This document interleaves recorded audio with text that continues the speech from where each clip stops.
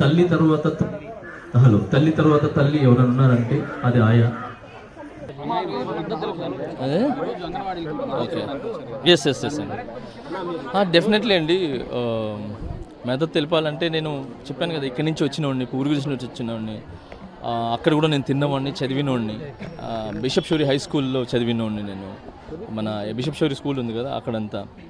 So ఎన్ని problems తెలుసు. నేను వచ్చింది పాత చెక్ పోస్ట్, నేను పుట్టింది అక్కడ పాత చెక్ పోస్ట్ దగ్గర. అక్కడ అందరూ ఉన్నారు. ఇది ప్రతి ఒక్క కులాలకు సంబంధించిన వాళ్ళు కానీ, ప్రతి ఒక్క ఇది చేపలు పట్టేవాళ్ళు అందరూ, బిస్కెట్ పనులు చేసుకునే వాళ్ళు, మెకానిక్ పనులు చేసుకుని అందరూ ఉన్నారు. కాబట్టి నాకు అక్కడి నుంచి వచ్చాను కాబట్టి నాకు తెలుసు వాళ్ళ పిల్లలు ఎలా ఉన్నారు, ఏం చేస్తున్నారు, వీళ్ళు ఎంత బాగా చూసుకుంటారని చెప్పి.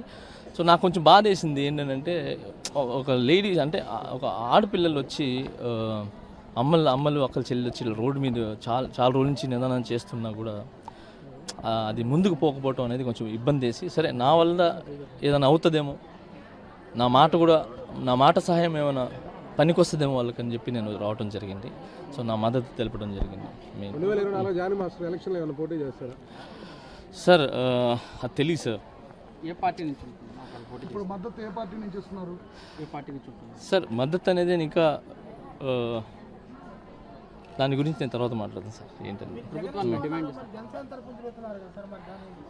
సార్ మీరు మళ్ళీ ఒక మాట మళ్ళీ చెప్తాను, పెట్టుకోండి సార్. రామ్ గోపాల్ వర్మ గారికి పవన్ కళ్యాణ్ గారు అంటే ఎంత ఇష్టం, జానీ మాస్టర్కి జగన్ గారు అంటే ఎంత ఇష్టం.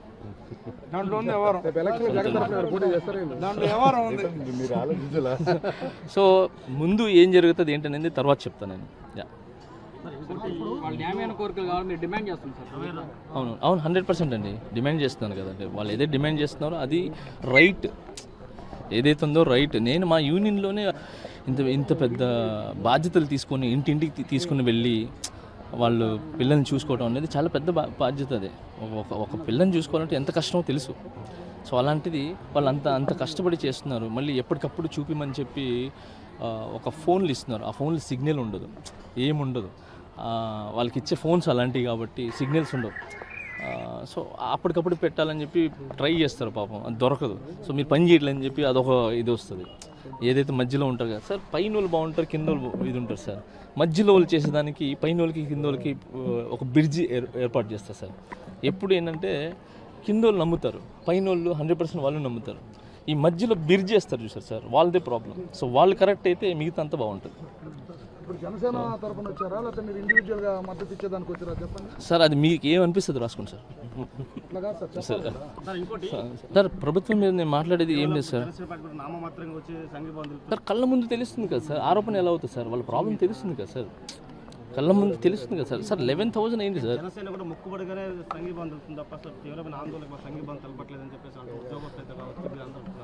సార్ మీకు ఒక విషయం తెలుసా సార్, ఏదైనా ఇలాంటి చిన్నవి ఏదైనా పాలిటిక్స్ లాంటి ఇలాంటి ఏమంటారు ఒక నాటకాలు అయితే సార్ 2 రోజులు 3 రోజులు ఉంటుంది సార్. ఇన్ని రోజులు నడవదు సార్. అదే జెన్యూన్ ఉంది కాబట్టి ఇన్ని రోజులు నడుస్తుంది. నెక్స్ట్ సరేనా, ఎవరైనా యాక్ట్ పట్టుకోండి మాకు. అన్న ఫీల్ అవుతుంది. సరేనా, అందరికీ నమస్కారం. మా తల్లికి 3 బిడ్డలు, నా భార్యకి 2 బిడ్డలు. అంగన్వాడీ తల్లులకున్న బిడ్డలకి లెక్కే లేదు. ఉదయాన్ని లేచి ఒక ఇంట్లో చంటి బిడ్డ ఉంటే, కాన్పోయిన తల్లి ఉంటే ఎంత కష్టమో మా అందరికీ తెలుసు. అటువంటిది వీధులకు వెళ్ళే బడుగు బలహీన వర్గాల వాళ్ళు ఆ వీధిలో ఉన్న పిల్లలందరినీ తీసుకొస్తే, ఇందాక జానీ మాస్టర్ గారు చెప్పినట్టు, ఒకడికి ఆకలిస్తే అన్నం పెట్టి వాడి మూతి తుడిచే లోపల ఇంకోటికి ఆకలిచ్చి ఏడుస్తాడు. సరే వాడి ఆకలి తీరుస్తామన్న తర్వాత ఒకరు మోషన్కి వెళ్తారు, వాళ్ళ కాలకృత్యాలు తీర్చాలి. వాడికి అయిపోయిన తర్వాత వీడు తీరుస్తాడు. ఎంత కష్టమైన పరిస్థితి పని అనేది మనకందరికీ తెలుసు. తల్లులంటే ఎవరో కాదు, మన అంగన్వాడీ కార్యకర్తలైన మరొకసారి తెలియజేసుకుంటాను.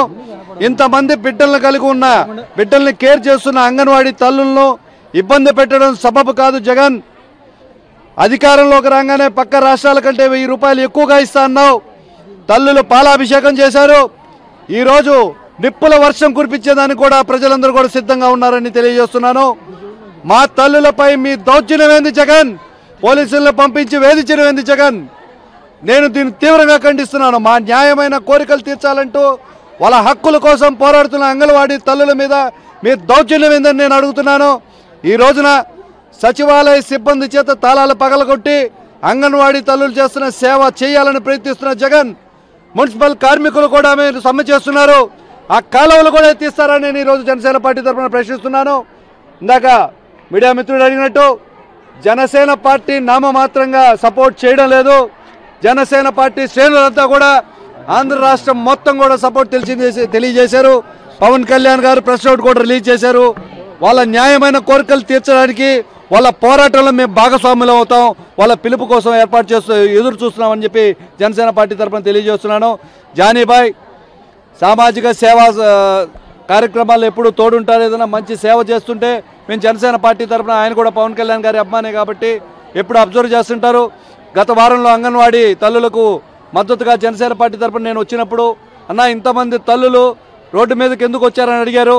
ఇది పరిస్థితి, 11,000 రూపాయల జీతం ఇస్తున్నారు, వాళ్ళ పదవి విరమణ తరఫున నామాత్రపు డబ్బులు ఇస్తున్నారు, అష్ట కష్టాలు పడుతున్న తల్లులను ఆదుకోవాల్సిన పరిస్థితి ఉందని నేను తెలియజేస్తే అది పనిగా నెల్లూరుకు వచ్చి మద్దతు తెలియజేశారు. ఆయన మాటల్లో ఆయమ్మ అంటే ఎవరో కాదు అమ్మలే అని ప్రతి మగవాడికి కూడా అర్థమవుతుంది. తల్లుల కష్టం అంటే ఏంటంటే వాళ్ళ భార్య డెలివరీకి వచ్చినప్పుడు, 2 పిల్లలు ఉన్నప్పుడు ఎంత కష్టం అనేది అందరికీ తెలిసిన విషయమే. ఖచ్చితంగా ఈ జగన్ ప్రభుత్వం అంగన్వాడీ తల్లులను ఆదుకొని వాళ్ళ న్యాయమైన కోరికలు తీర్చాలి. లేని పక్షంలో వాళ్ళ పోరాటానికి మేము మద్దతుగా ఉంటామని కూడా ఈరోజు తెలియజేస్తున్నాను. జై జనసేన, జై హింద్.